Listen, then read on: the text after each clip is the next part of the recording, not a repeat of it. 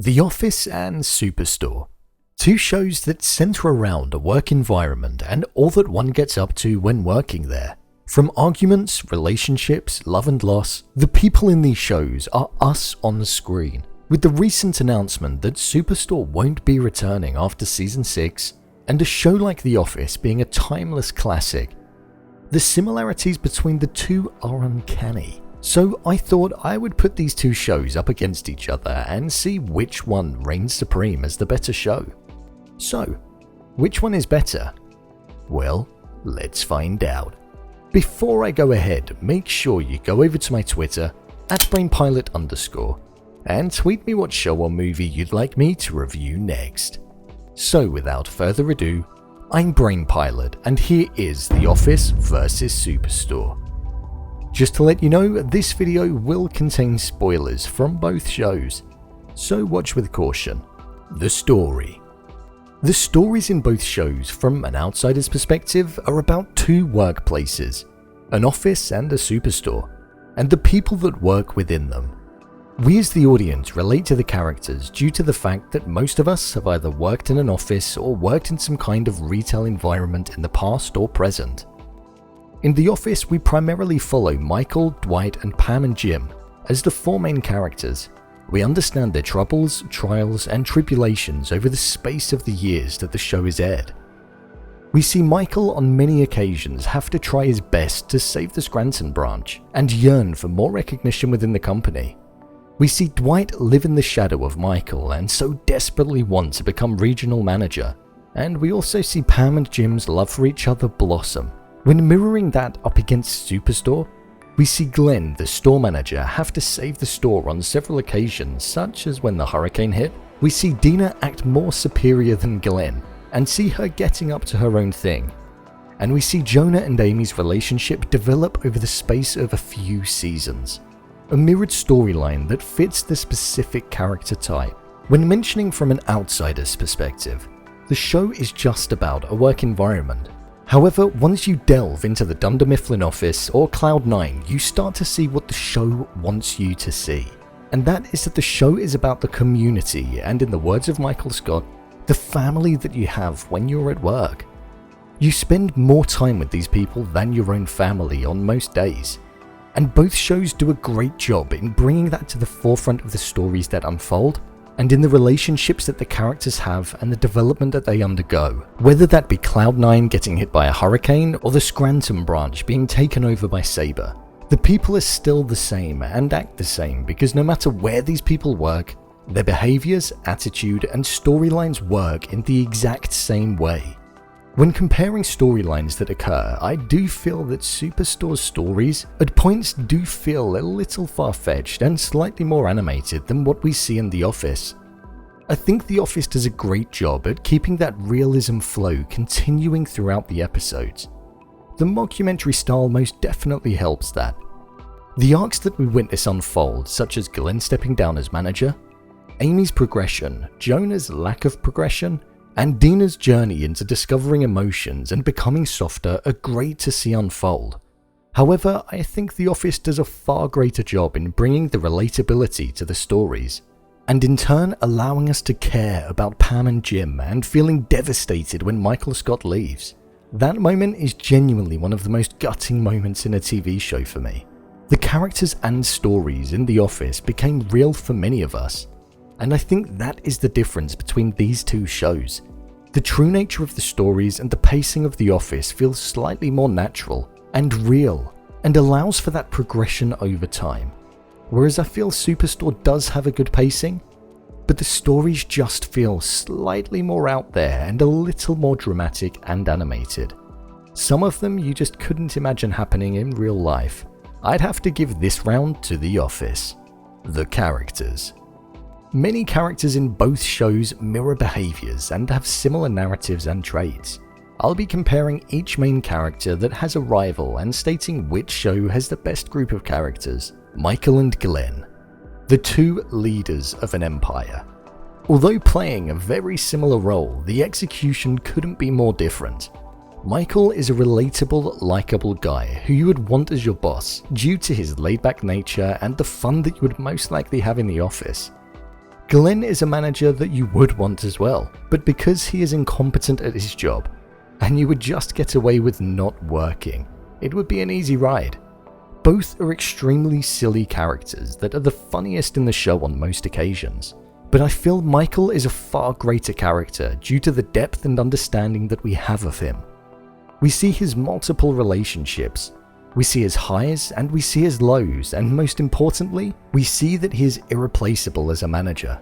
With Glenn, we see him in Jerusha and we see him step down from that leadership role, but the bottom line is that he isn't really that good at his job and he never really deserved it in the first place, and he is replaceable as we see in the show.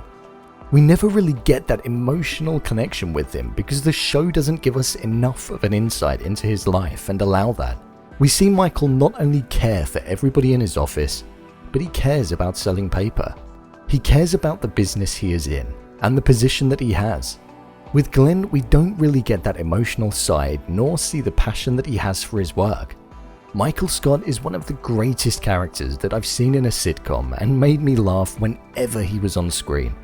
We see a funny side, a passionate side, and a caring side. So Michael most definitely wins this battle. Dina and Dwight, two characters that are both number 2s. As second in commands, they both naturally have that hunger to be leaders and are forthcoming with what they say and think. We see both characters act rather emotionless on many occasions and are almost robotic with their interactions with people. They both sleep with somebody else in the workplace in a fling that occurs on many occasions. They don't care what they say or care about who they hurt in the process of it. This is something that is very apparent for Dina. She is a character that we never really see have a soft side, or loosen up to individuals on a personal level, except maybe Amy as the seasons go on, and I think this is where the difference between Dina and Dwight sits. We see Dwight be way more far-fetched than what Dina is throughout the entirety of The Office, but on only a few occasions we see him show compassion and a caring nature. The characters in the show don't see it, but we as the audience do, and that allows us to love the character. Take the episode where Pam was trying to put Dwight in his place about the conditions of the office. We see events unfold that led to the triumph of Pam. But in reality, Dwight was in control, allowing it to happen, giving Pam her win following her conversation with Jim about feeling lost. It's the small details that really do add the depth that this type of character needs, and shows a human side to them.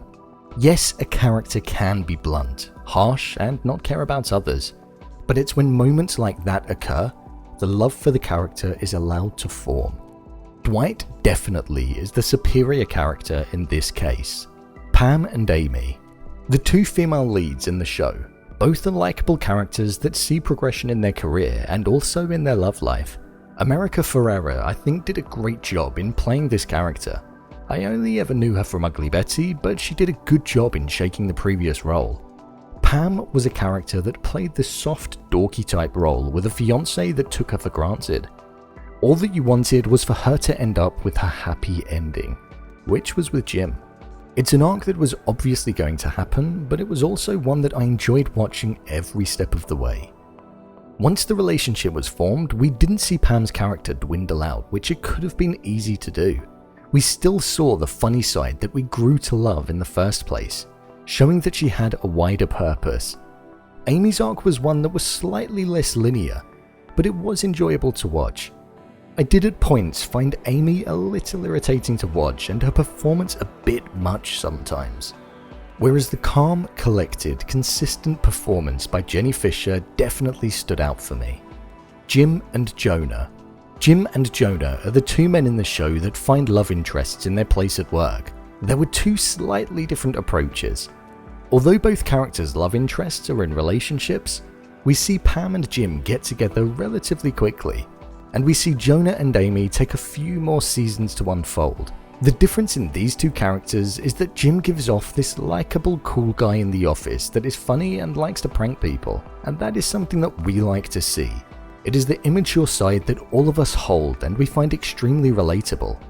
Whereas Jonah, on the other hand, is a character that is extremely arrogant at first, and even as the seasons go on, he doesn't become very likable. We see him still act too cool for school and is ashamed of working in Cloud9.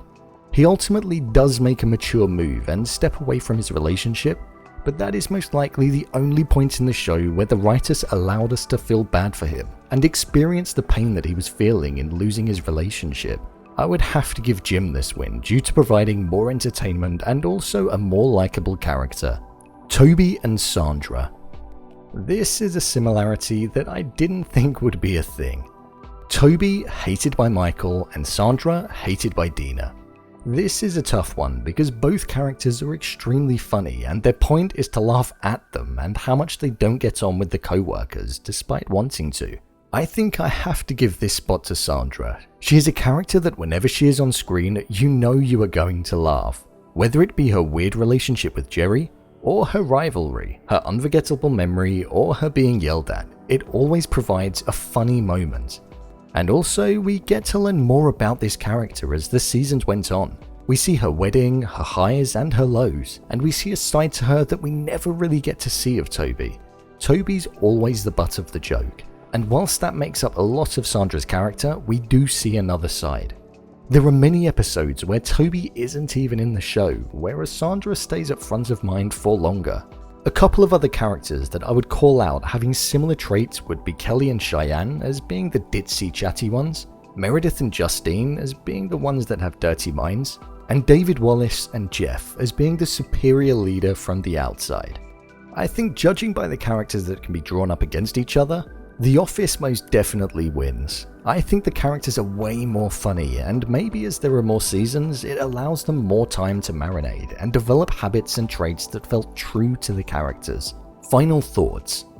Overall, I would say that out of the two shows, The Office most definitely takes the top spot. I'd even say significantly. That's not me saying that Superstore is a bad, unfunny show, because that isn't true. I enjoyed watching Superstore, and I'm gutted that it has been cancelled. But what I'm saying is that The Office achieves what it sets out to do in a way that is uncompetable. We see the characters together most of the time, living their day-to-day life, working for a company that is run by a boss that is absolutely hilarious for all of the right reasons, and he cares about the well-being of all of them. And that's something we enjoy watching. I was gutted when Steve Carell left and the show wasn't the same after, but The Office at its worst is still far greater than many other shows at their best. The Office takes this hands down. So, there you have it. The show that I think is the best out of the two, The Office, and the reason why. Do you agree with me? Leave a comment down below, and don't forget to subscribe. I'll see you next time.